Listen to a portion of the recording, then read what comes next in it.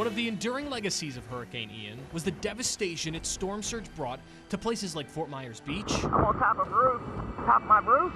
And Sanibel Island, as million-dollar homes were leveled by high water. I think that they had, some time to come to understand things better than we do. But on nearby Pine Island is an ancient place, as relevant now as ever. Places like this aren't preserved very often anymore, and it really gives us a window into a past. That's where I met Anissa Karim, the caretaker of the Randell Research Center in Pineland. Humans have lived on this spot for more than 2,000 years. Being higher up is really a position of stature.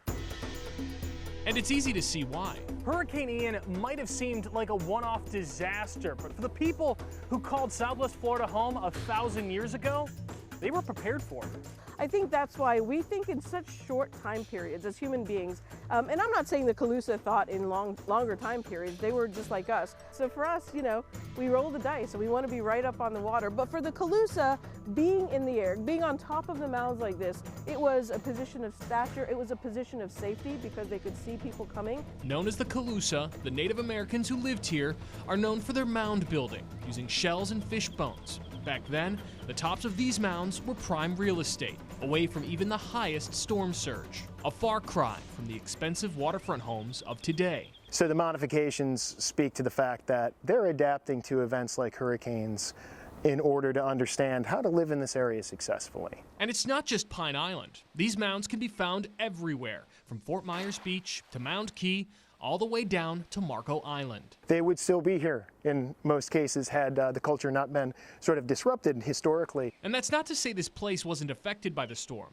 Anissa showed us how strong winds downed massive trees, closing down the path leading to the top of the mound here. It will be a while, likely until we have the funding in place to be able to do it all. We want to make sure, first of all, that the path that is open to the public remains safe. It's only thanks to recent efforts by archaeologists from the University of Florida that places like this have been preserved to serve as a lesson to visitors about the people of the past and their perseverance. It's the human story is always adaptation. Human beings our species has always adapted to changes, and that's essentially the story of our success. Reporting from Pineland, Alex Howard, ABC 7.